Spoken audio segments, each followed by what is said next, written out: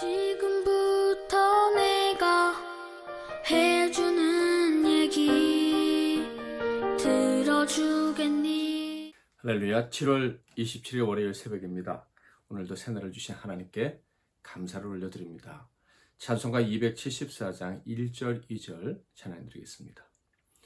나 행한 것 죄뿐이니 주 예수께 비옵기는 나의 몸과 나의 맘을 깨끗하게 하옵소서. 물 가지고 날 씻든지 불 가지고 태우든지 내 한과 바 다 닦으사 내 모든 죄 멸하소서. 내 어두운 눈 밝히시니 참 기쁘고 고마우나 그보다 더 원하오니 정결한 맘 주옵소서. 물 가지고 날 씻든지 불 가지고 태우든지 내 한과 바 다 닦으사 내 모든 죄 멸하소서. 아멘. 오늘 하나님께서 주신 은혜의 말씀은 구약성경 이사야서 9장 8절에서 10장 4절까지 말씀이 되겠습니다. 이사야서 9장 8절부터 10장 4절까지 말씀입니다. 제가 9장 14절부터 16절까지만 봉독해 드리겠습니다. 그러므로 여호와께서 하루 사이에 이스라엘 중에서 머리와 꼬리와 종려나무 가지와 갈대를 끊으시리니 그 머리는 곧 장로와 존귀한 자요 그 꼬리는 곧 거짓말을 가르치는 선지자라. 백성을 인도하는 자가 그들을 미혹하니 인도를 받는 자들이 멸망을 당하는도다. 아멘. 오늘은 이해할 수 없는 선택, 이해할 수 없는 선택이란 제목으로 하나님 말씀을 상고하겠습니다. 오늘 말씀은 북이스라엘에 대한 하나님의 심판의 말씀입니다. 이 말씀이 읽는 우리를 무겁게 하지만 그러나 꼭 듣고 기억해야 될 말씀이다 라고 생각합니다.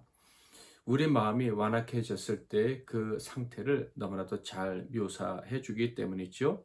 우리는 이 말씀을 통해서 북이스라엘의 이 완악함이 우리들의 모습에서 나타나지 않도록 경계심을 가져야 할 것입니다. 그래야 살 것이라는 것 깨닫고 또 이 악에 빠진 자들에게도 가르쳐서 빨리 그 악에서 벗어날 수 있도록 해야 할 것입니다.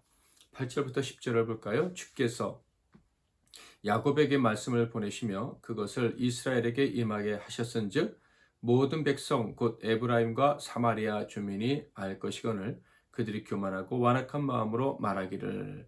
9절까지만 먼저 읽겠습니다. 하나님께서 이스라엘을 향한 책망의 말씀은요, 그들이 교만하다라는 거예요.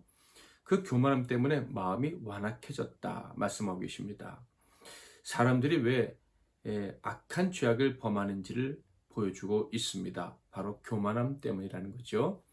때로는 아나무인이라고 표현할 수도 있는 이 상태입니다. 이 세상에서 내가 가장 중요하다고 생각하는 태도입니다. 세상의 중심이 하나님이 아니라 나다라고 생각하는 그것이 바로 교만인 것입니다. 이것이 죄의 원인이다라는 말씀이에요. 얼마 전에 우리는 충격적인 뉴스를 들었죠. 그것은 앰뷸런스와 사고를 낸 택시 운전사에 관한 뉴스였습니다. 응급 환자가 죽든 말든 내가 받은 손해를 배상하고 가라고 응급차를 막았다가 결국 환자를 죽게 만든 사건입니다. 이렇게 세상에 다른 어떤 사람도 중요하지 않고 내가 가장 중요하다, 나아가서 하나님도 중요하지 않다라고 생각하는 이 교만함이 악의 가장 근원적인 동기라는 것을 잘 보여주는 사건입니다. 어쩔 수 없이 다른 사람 때문에 범죄에 참여했다고 핑계대는 사람들도요. 역시 그 중심에는 이기심, 내가 가장 중요하다는 교만함이 자리 잡고 있는 경우가 많습니다. 문제는 그 교만함은요. 무서운 재앙을 만나도 사라지지 않는다 하는 거예요. 10절을 볼까요? 벽돌이 무너졌으나 우리는 다듬은 돌로 쌓고 뽕나무들이 찍혔으나 우리는 백향목으로 그것을 대신하리라 하는도다. 이 말씀은요. 이스라엘 교만함이 극에 달했다는 것을 보여주고 있습니다. 벽돌이 무너지고 뽕나무들이 찍혔다라는 말은요. 적의 공격에 삶의 터전이 초토화됐다는 것을 묘사하는 이야기입니다. 그러니까 하나님의 심판으로 북이스라엘의 삶의 터전이 엉망진창이 되었다라는 것을 말하는 거예요. 그런데 그때에도 이스라엘 사람들은 어떻게 하겠다고 이야기합니까? 벽돌이 무너졌어? 그러면 더 튼튼한 다듬은 돌로 우리 집을 세울 거야. 뽕나무로 만든 건축물이 무너졌어? 그러면 더 크고 단단하고 반듯한 백향목으로 집을 지을 거야. 이렇게 자신들의 삶을 재건하겠다라고 선언하고 있는 거예요. 그러니까 이 말은요, 하나님의 심판? 그거 아무리 무섭다고 해도 우리는 너끈히 극복해낼 수 있어. 이렇게 얘기를 하는 거예요. 이스라엘의 교만은 이렇게까지 극에 도달해 있었던 것입니다. 여기서 알 수 있는 것이 무엇입니까? 교만함과 이로 인한 완악함의 결과는 무지함이다라는 거예요. 교만해서 악한 범죄를 짓는 사람은요, 돌이켜 그것에서 빠져나올 지식이 없는 거예요. 그러므로 신실한 신자들은요, 악인의 형통함과 잘 나가는 것, 이 부러워할 필요가 없고요. 그들의 힘을 두려워해서도 안 됩니다. 왜 그렇습니까? 그들은 무지한 자들이기 때문에 그래요. 아무리 큰 힘과 능력으로 우리를 억누르고 대적한다고 해도 결국에는 그 무지함 때문에 자기가 파놓은 함정에 스스로 빠지게 될 거예요. 그러니까 그들은 우리가 부러워해야 될 대상이나 두려워해야 될 대상이 아니라 불쌍히 여겨야 할 대상들인 거예요. 그러므로 악인의 형통함을 부러워하지 말고 그들의 강함을 두려워하지 마시기를 바랍니다. 그들은 이같이 교만을 떨고 무지하게 만용을 부려 결국은 더 큰 재앙, 무서운 재앙에 빠지게 될 것입니다. 그들의 자신감은요, 아무런 근거가 없는 거예요. 그래서 곧 그들은 빙수레와 같다는 것이 곧 들통이 나게 되겠죠. 11절, 12절을 볼까요? 그러므로 여호와께서 르신의 대적들을 일으켜 그를 치게 하시며 그의 원수들을 격동시키시리니 앞에는 아람 사람이요 뒤에는 블레셋 사람이라 그들이 모두 입을 벌려 이스라엘을 삼키리라. 그럴지라도 여호와의 진노가 돌아서지 아니하며 그의 손이 여전히 펴져 있으리라. 즉 이스라엘이여 앞뒤에서 공격을 받게 될 것이다 라는 말씀입니다. 진퇴양난에 빠지게 된다 이런 얘기죠. 그러나 그때 하나님의 자비는 기대할 수 없다라는 말씀입니다. 자, 그런데 가만히 보면 앞에서는 누가 공격한다고 합니까? 아람이다라고 얘기합니다. 아람이 누구입니까? 북이스라엘과 동맹을 맺어 아수르를 대적하고 남쪽 유다를 공격했던 나라 아닙니까? 그런데 그가 이스라엘을 공격한다 이런 얘기예요. 교만한 자, 완악한 자들에게는 자중질환이 일어나게 된다라는 말씀입니다. 서로가 서로에게 배신자가 되어서 서로에게 비수를 꼽게 된다라는 거예요. 망하게 되겠죠. 뿐만 아니라 그 망할 때도 나는 의지할 사람, 믿을 사람이 하나도 없구나 하는 자괴감, 외로움의 깊은 나락에 추락한 채 망하게 되는 거예요. 아무런 희망 없이 죽게 된다 이런 얘기예요. 참으로 비참한 인생인 것이죠. 여기도 붙잡고 여기도 의지하고 살아보려고 하지만 아무도 그를 도울 자가 없다 이런 얘기예요. 이때라도 비참함을 깨닫고 돌아온다면 얼마나 좋을까. 그런데요, 그때도 이스라엘이 어떤 선택을 합니까? 13절 그리하여도 그 백성이 자기들을 치시는 이에게로 돌아오지 아니하며 만군의 여호와를 찾지 아니하도다. 정말로 이해할 수 없는 선택을 하고 만다는 거예요. 죽는 줄 알면서도 죽음의 길을 선택한다. 돌이키지 않는다 하는 거예요. 믿었던 것으로부터 배신을 당하고 공격을 당하는 비참한 상황에서도 돌이키지 않는 거예요. 여전히 악한 선택, 망할 수밖에 없는 선택을 한다는 거예요. 왜요? 이기심 때문에, 교만함 때문에. 성경은 그들 그렇게 이기적이고 교만하게 되어 도대체 돌이키지 못하는 비참한 상황에까지 떨어지게 된 이유를 분명하게 알려줍니다. 바로 머리와 꼬리 때문이다 라고 말씀하고 있어요. 14절 그러므로 여호와께서 하루 사이에 이스라엘 중에서 머리와 꼬리와 종려나무 가지와 갈대를 끊으시리니 하루아침에 머리와 꼬리를 잘라버리신다 라는 말씀이에요. 여기서의 머리와 꼬리는 무엇을 상징하는 것일까요? 15절 16절 그 머리는 곧 장로와 존귀한 자요 그 꼬리는 곧 거짓말을 가르치는 선지자라. 백성을 인도하는 자가 그들을 미혹하니 인도를 받는 자들이 멸망을 당하는도다. 머리는요 장로와 존귀한 자들이라는 것을 알 수 있어요. 정치 지도자들이죠. 그리고 꼬리는 선지자들이라는 것을 알 수 있습니다. 종교 지도자들, 말씀을 가르친다고 하는 자들이에요. 그러니까 이 나라의 정치 종교 지도자들 때문에 이스라엘이 회개할 기회도 갖지 못한다. 무지한 자가 된다. 교만할 대로 교만해져서 재앙을 만나도 회개하지 않는 만용에 사로잡혀서 결국 여기저기서 다 배신당하고 치이고 비참한 상황에 떨어지고 그래도 회개하지 않고 죽음의 길로 간다. 머리가요 거짓 용기를 심어준 거예요. 하나님을 거역하고 순종하지 않아도 문제가 없다며 헛된 자신감을 갖게 한 거예요. 예레미야 6장 13절 14절 이는 그들이 가장 작은 자로부터 큰 자까지 다 탐욕을 부리며 선자로부터 제사장까지 다 거짓을 행함이라. 그들이 내 백성의 상처를 가볍게 여기면서 말하기를 평강하다 평강하다 하나 평강이 없도다. 다 망해가는데도 괜찮다고 말하는 거예요. 속이는 거죠. 선지자들은요 하나님 말씀을 전하는 자들입니다. 그들은 거짓 하나님 말씀을 전했습니다. 참된 예배를 드리지 않고 말씀에 온전히 순종하지 않아도 잘하고 있다고 격려했습니다. 하나님 말씀대로 살기 위해서 고민하지 않아도 아무런 문제를 지적해 주지 않았어요.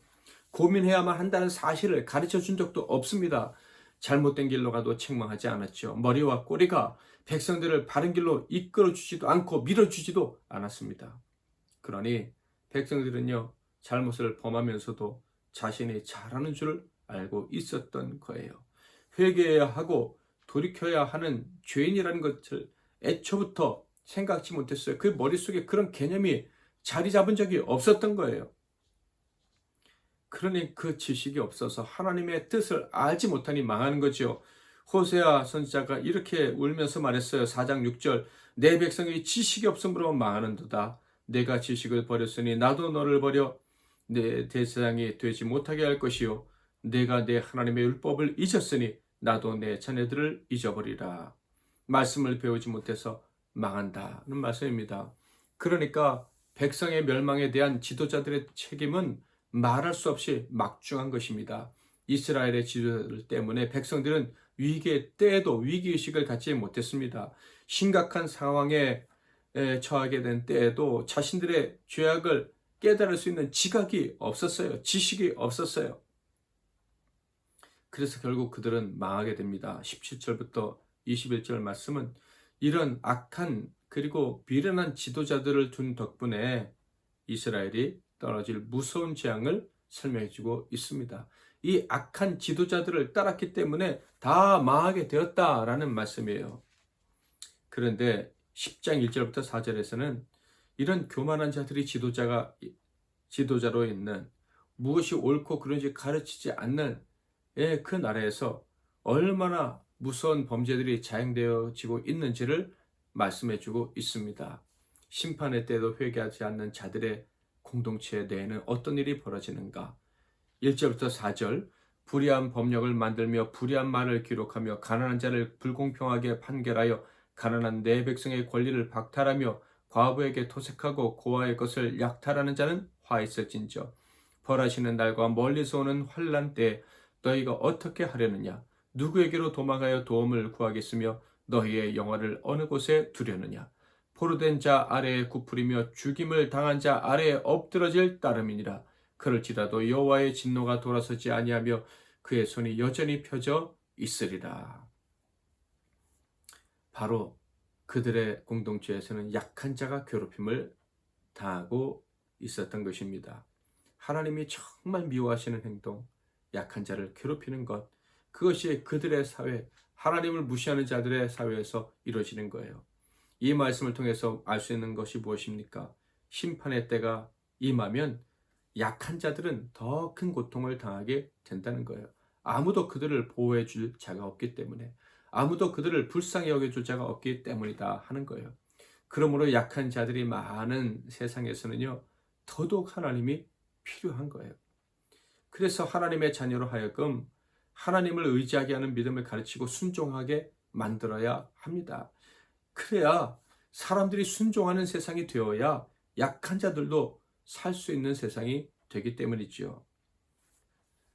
바라기는 저와 여러분의 평생 살아가는 동안 정말 좋은 정치 지도자, 종교 지도자들을 만날 수 있기를 바랍니다.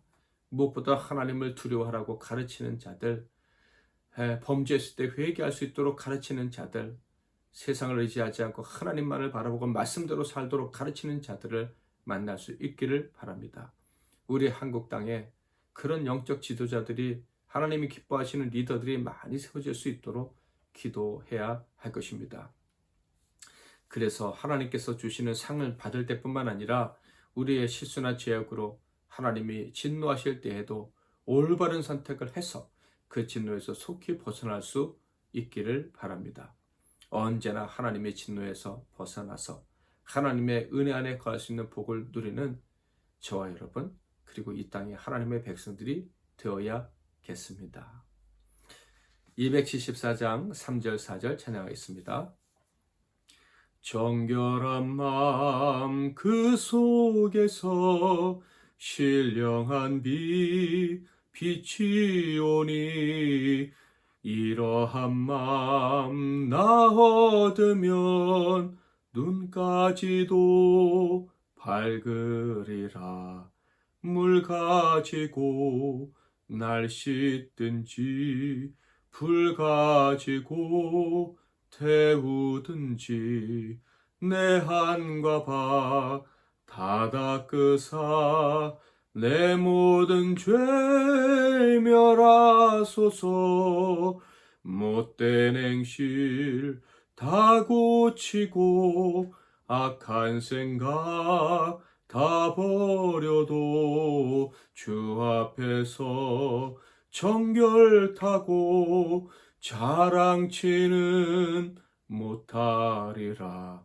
물 가지고 날 씻든지 불 가지고 태우든지 내 한과 바 다 닦으사 내 모든 죄 멸하소서.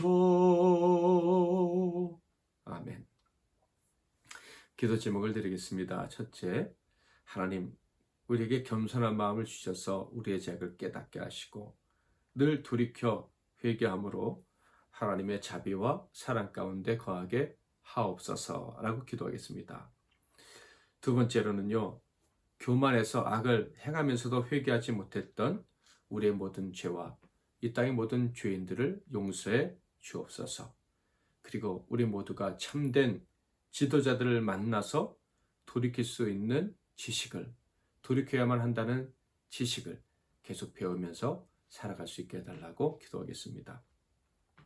이 나라와 이 민족, 그리고 각종 재앙으로 고통받는 세계 열방의 모든 사람들이 회개해서 재앙에서 복으로 나올 수 있도록 기도하겠습니다. 마지막으로는 오늘 하루의 삶과 사랑하는 사람들, 또 동역자들과 사역자들을 위해서 MBC 나눔교회와 우리 뉴질랜드의 교회를 위해서 기도하겠습니다. 제가 먼저 기도하고 여러분 각자 기도하시다가 오늘 하루를 멋지게 시작하시기를 바랍니다. 기도하겠습니다. 하나님 아버지, 우리가 선택해야 될 것은, 특별히 우리의 허물이 깨달아질 때마다 해야 될 일은 회개하고 돌이키는 것인 줄 믿습니다. 그러나 우리가 완악해져서 정말 이해할 수 없는 선택을 했을 때도 많았음을 고백합니다. 이스라엘 백성들처럼 저주받을 수 없는 어리석은 선택을 했었던 때도 있었음을 고백합니다. 그럼에도 우리를 무서운 저주에 던지지 아니하시고 다시 기회를 주시니 감사합니다.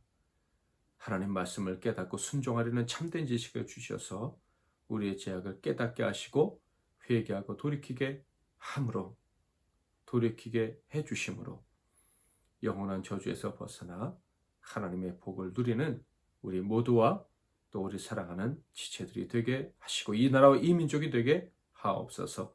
예수 그리스도의 이름으로 기도하옵나이다. 아멘.